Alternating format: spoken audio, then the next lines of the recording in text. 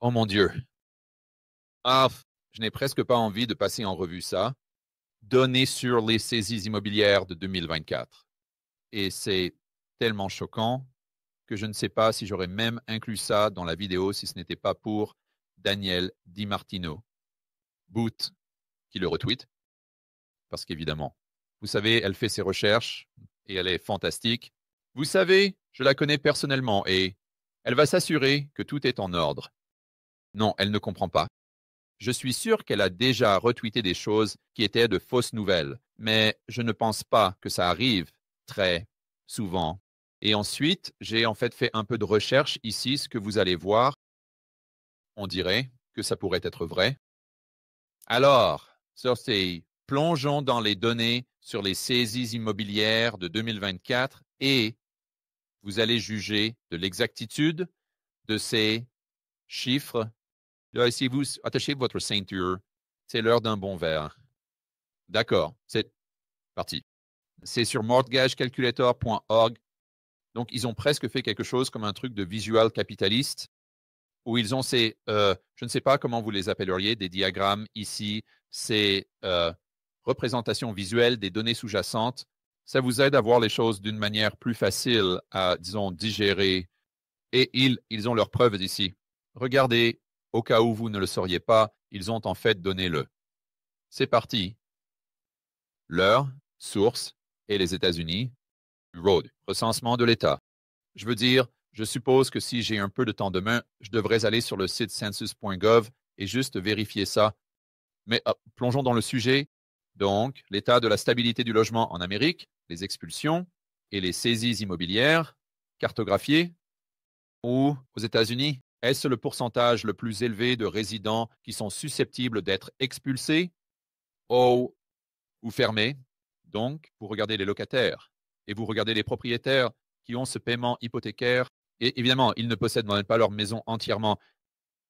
Et je vais descendre et lire comment ils arrivent à ces conclusions. Mais en gros, ce qu'ils font, c'est qu'ils regardent les niveaux de revenus et ils disent, d'accord, quels sont les coûts du logement? Combien coûterait un prêt hypothécaire pour une maison moyenne? Et qu'est-ce que ça veut dire? À quel point? Nous rapprochons-nous de ce point?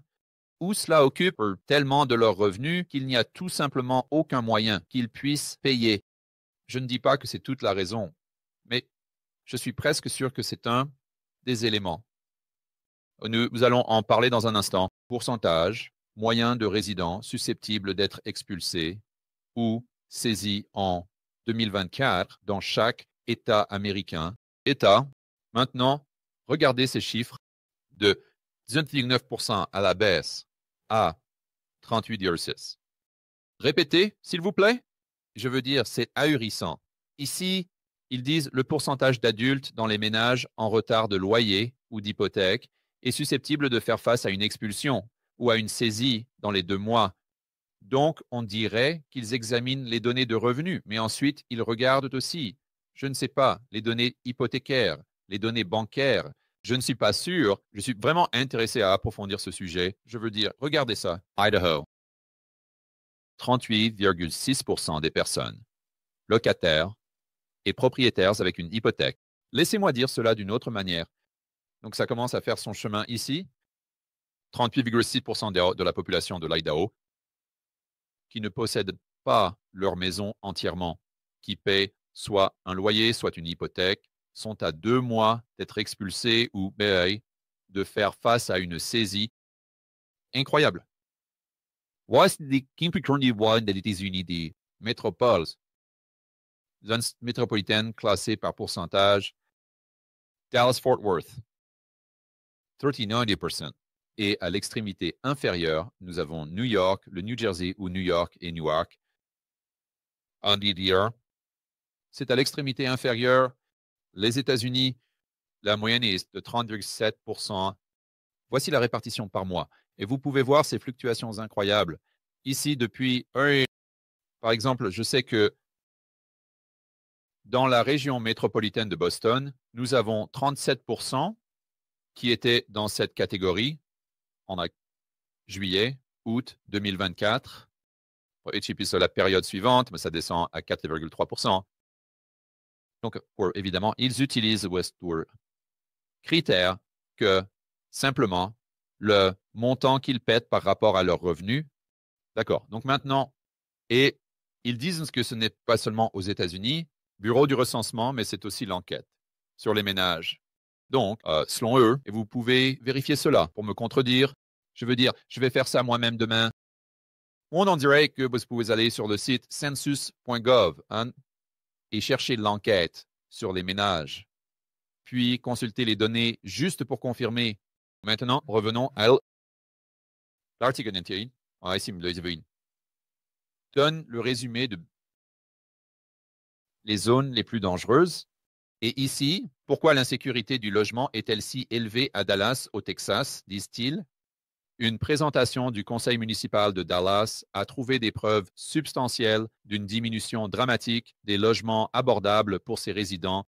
Moins d'un cinquième des locataires à Dallas gagnent le salaire de 100 000 $ nécessaire pour se permettre une maison typique à Dallas.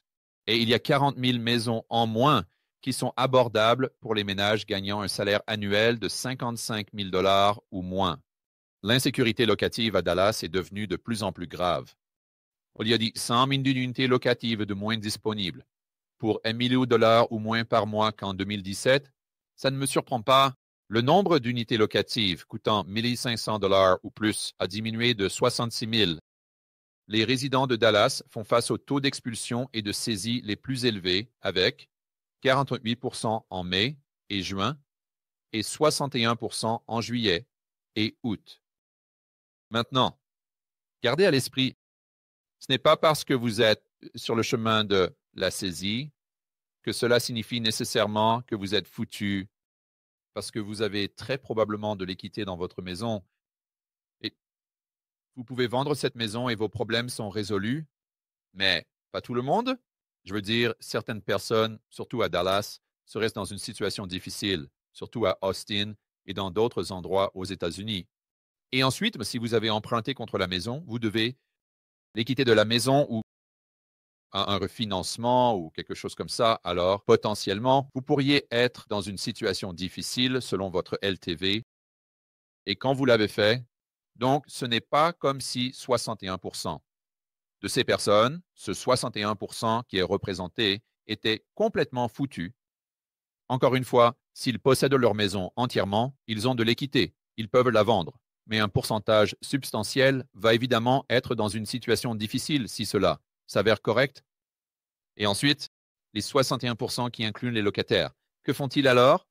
Je veux dire, si votre option est que vous ne pouvez pas acheter de maison, c'est hors de question. Votre autre option, c'est de louer, mais ça, c'est hors de question. Alors, il n'y a qu'une seule autre option. Cela signifierait être sans abri. Miami et Fort Lauderdale, le taux le plus élevé de résidents faisant face à une expulsion ou une saisie, à 56,7%. Donc, c'était moi le plus élevé sur une période d'un an. Ce chiffre stupéfiant n'est que le deuxième, le plus élevé que nous avons rencontré dans notre analyse de la crise du logement. Qu'est-ce qui contribue à la crise du logement à Miami? Selon un rapport de Miami Homes for All, Miami connaît une pénurie de logements. D'accord, ils reviennent sans cesse sur les pénuries. Les pénuries, je suppose. Ils font juste monter les prix si haut que les locataires ne peuvent pas se permettre le loyer. Et les personnes qui achètent les maisons, elles ne peuvent pas se permettre l'hypothèque. Mais je ne sais pas comment les propriétaires pourraient entrer dans cette catégorie où l'augmentation des prix des maisons les mettrait en position de saisie, à moins que ces personnes, disons, n'aient acheté au cours des 3 ou 4 dernières années et qu'elles aient pris des risques excessifs. Leur pouvoir d'achat a diminué dans d'autres domaines et donc ils ne peuvent pas se permettre l'hypothèque qu'ils ont contractée ou peut-être que certains ont un prêt hypothécaire à taux variable. Oui, encore une fois, je dois entrer dans les détails ici pour comprendre comment ils en arrivent à ces chiffres. Sur Terre, ils arrivent à ces chiffres qui sont absolument stupéfiants. Ouais. Les loyers ont explosé de 72% entre 2010 et 2022 à cause de la réponse du gouvernement à la maladie de la cerveza. Et ensuite, ils ont cet avertissement ou une sorte de conseil sur ce qu'il faut faire si vous êtes en train d'être saisi ou confronté à une expulsion. Wow, c'est des choses qui font réfléchir, même pour moi. Toi, Salut les gars, je voudrais inviter personnellement chacun d'entre vous à assister à la Rebelle Capitaliste Live de cette année. C'est la conférence incroyable que j'organise chaque année. Cela vous aide à construire un portefeuille à toute épreuve. Cela vous aide à accroître votre liberté personnelle et votre autonomie. Et cela vous aide également à élargir votre réseau. Et en d'autres termes, vous avez l'occasion de rencontrer beaucoup de personnes partageant les mêmes idées. Cher Rebelle Capitaliste, c'est à Orlando du 23 au 25, mais les intervenants précédents ont inclus des personnes comme Robert Kiyosaki, Ron Paul, Peter Schiff, Mike Maloney, Lynn Alden, pour n'en nommer que quelques-uns. Donc, pour obtenir vos billets le plus rapidement possible et pour découvrir qui parle à la Rebel Capitalist Live de cette année, vous pouvez consulter le site rebelcapitalistlive.com. Et juste une petite information en avant-première, si vous prenez vos billets tôt, vous pouvez bénéficier d'une réduction parce qu'à mesure que nous nous rapprochons de l'événement, les prix des billets augmentent. Alors, n'attendez pas. Allez sur rebelcapitalistlive.com dès maintenant et procurez-vous vos billets et je vous verrai à Orlando du 23 au 25. Mais